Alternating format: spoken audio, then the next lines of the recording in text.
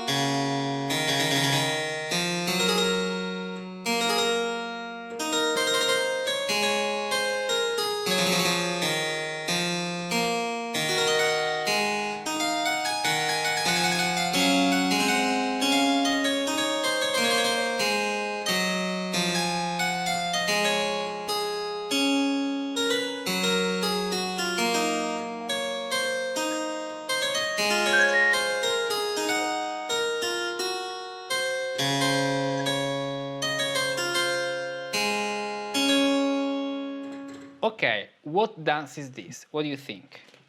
Well, I mean, it's very difficult in a way because there's two different meters. Two different meters? Why? What are you saying? Well, that's not true, of course. I mean, it's in three, but sometimes the bass is more like 6/8. No. This is only the effect of the dot, but it's not 6/8, because one thing is tan, tan, tan, tan, and another thing is taran, tan, taran, tan, tan. So that's true. This is not true. No, this is a saraband. How can we say that? First of all, let's look at the phrasing we have. Well, the second beat is accented. True, but not only. Let's see. 4 bars. 1, 2, 3, 4. 1, 2, 3, 4. 1, 2, 3, 4. So we have, first of all, 8 plus 8, and this is very clear. Then the rhythm of this composition is very wonderful, and even the rhetorical figure, because it's only based on these two elements. One element is the tan, tan, tan, and the other element is ta, ta, tam, the descending arpeggio. Let's highlight this with two colors because there will be something very recurring. First of all, the first phrase, which is a descending tetrachord, is nothing more than the repetition of the same thing an octave down.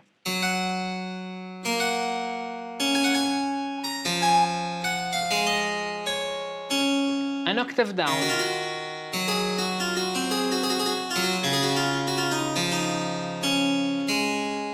With the same melody. Tan, tan, ta, ta, ta. You see? Tan, tan, ta, ta, ta. It's very hidden, but ta, ta, ta. It's the repetition of the same thing. Then the third time, sol, sol, la, fa, mi, re.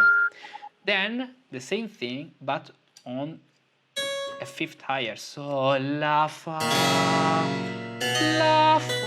re, with a descending arpeggio. La, fa, re. Then what's happening here? Fa, mi, la, sol, fa. And a cadence is arriving at that point. Indeed, we have the conclusion of the second phrase. And even more, this is the final cadence of the first part of the first section. And on beat number 2. That's why we say a saraband.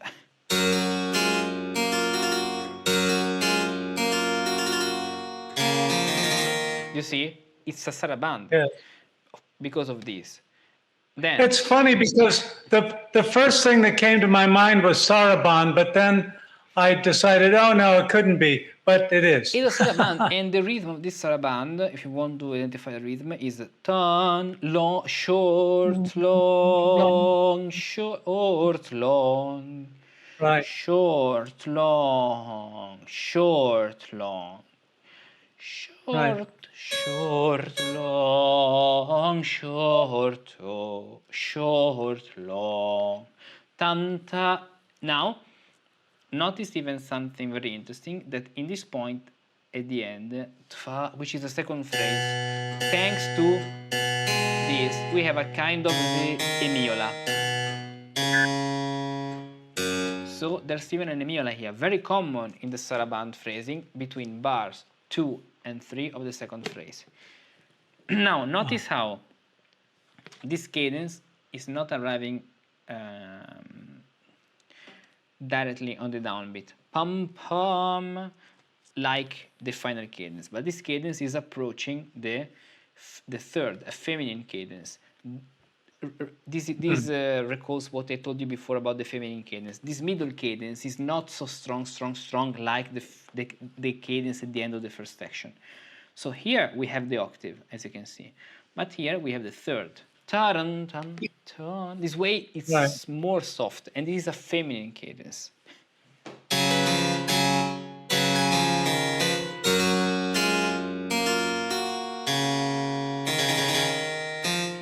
Then the same rhythm.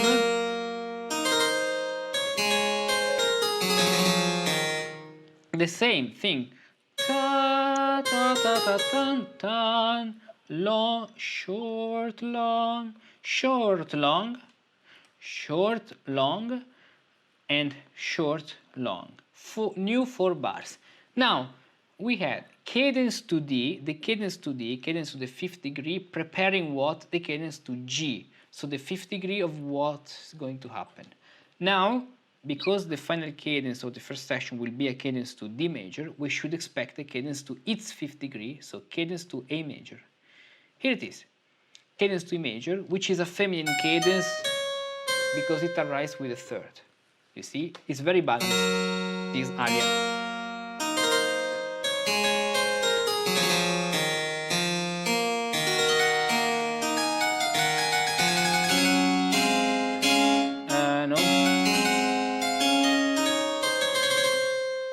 Tarati, feminine cadence, half cadence of the major to A.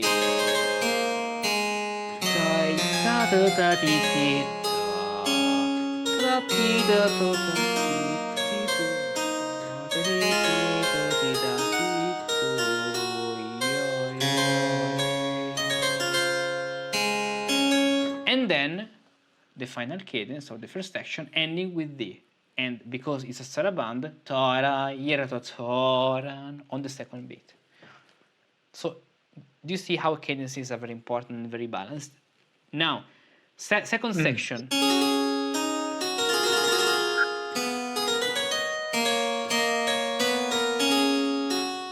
Here, we start on A with the same figuration.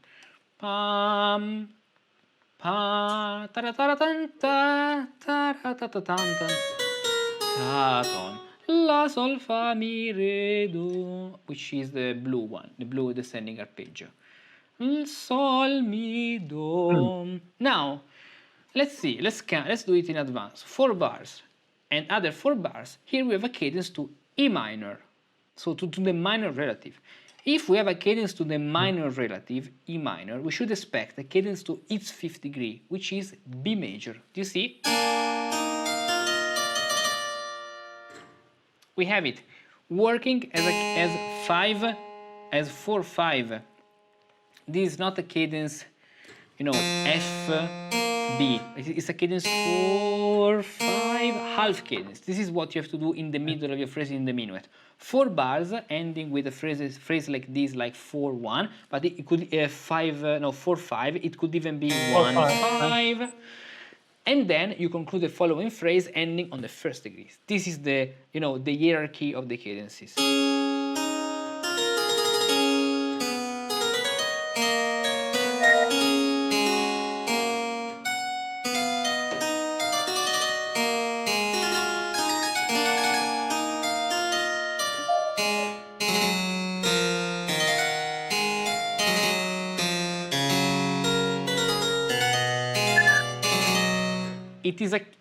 It is random that Bach put this trill, no, because it's a saraband.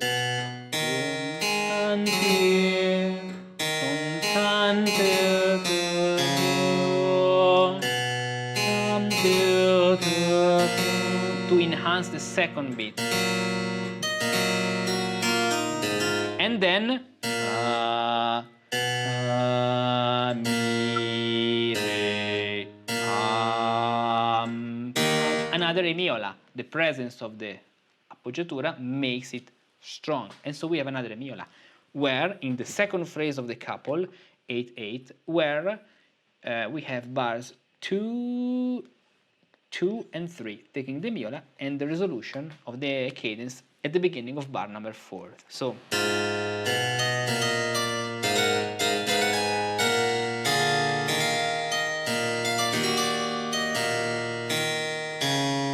now tell me.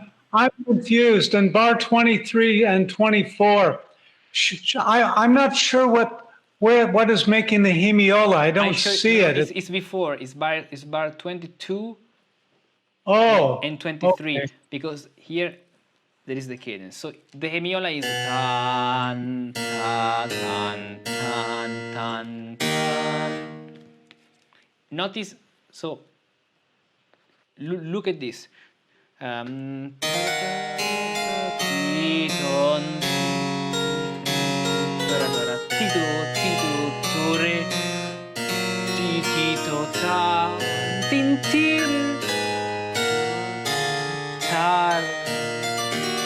In other words, one,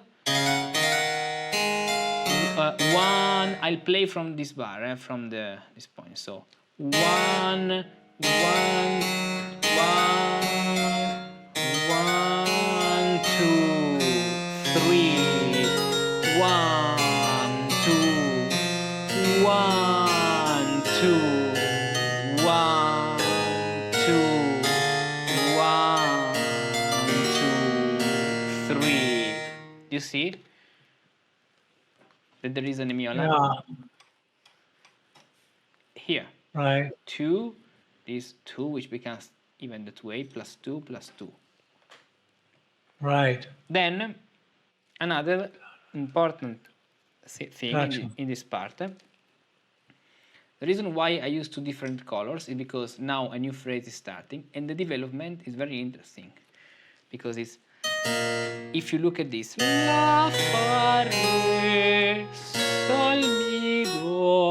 sol, mi, do, fa, da, do, and then it continues with these figurations, ta, ta, to, ta, ta, with these descending thirds, which, or then they can even change the shape and becomes these.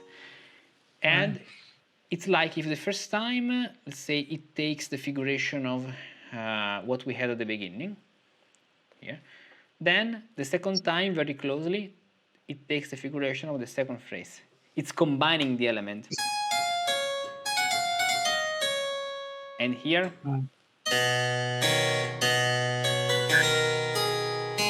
instead of, we have la, sol, fa, mi, re, fa, sol, mi, do.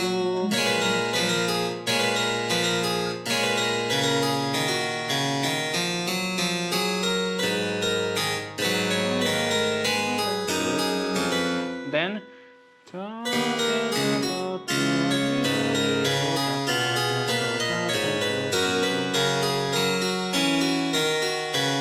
and let's see what's happening here in the bars. We have 1, 2, 3, and 4. So fa, fa, mi, re. Then 2, 4, 5, and then 1. Very simple.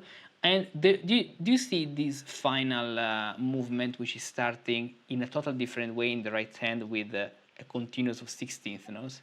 These can even be common in sarabands. I show you another example of another saraband. Let's play the last phrase.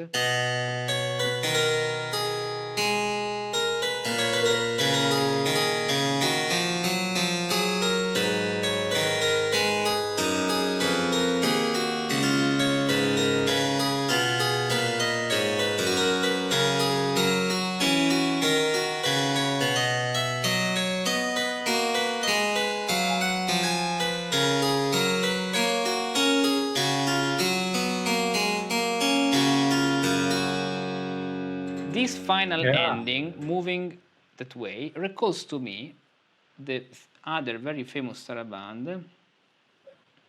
from, you know what, let me take it, French Suite number 5. There is a saraband there. Let's take Bach folder, saraband, French Suite. Talking about this saraband, where at the end, in this version, we have the melody which is taking flight.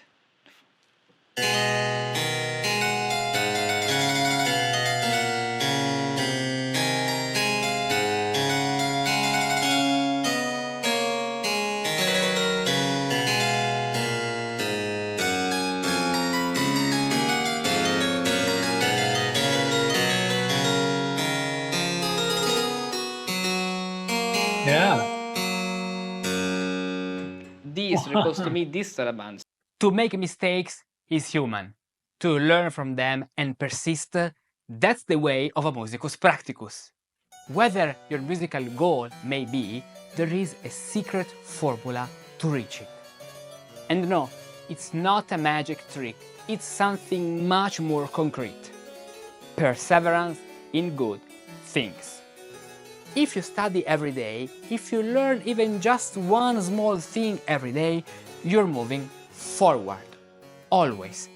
And one day, after a month, 6 months, a year, 10 years, you look back and realize you have become a different musician, step by step, without even noticing it. That's the spirit of a musicus practicus. That's why every day on Patreon I share new content to help you learn something new every day, support you on your path of study, inspire you with fresh ideas and new musical perspective. One day we talk about musical rhetoric, another day I post an exclusive video on improvisation, and another day an article on Renaissance counterpoint, and so on. Don't miss this opportunity. The choices you make today will shape the musicians you'll become tomorrow. Join the Musicus Practicus community, join us on Patreon, and with a small monthly contribution you'll also be supporting this great global educational project. Go to the link, choose the contribution you want to give, and start learning every single day. To make mistakes is human. To learn from them and improve every day, that's the way of Musici Practici.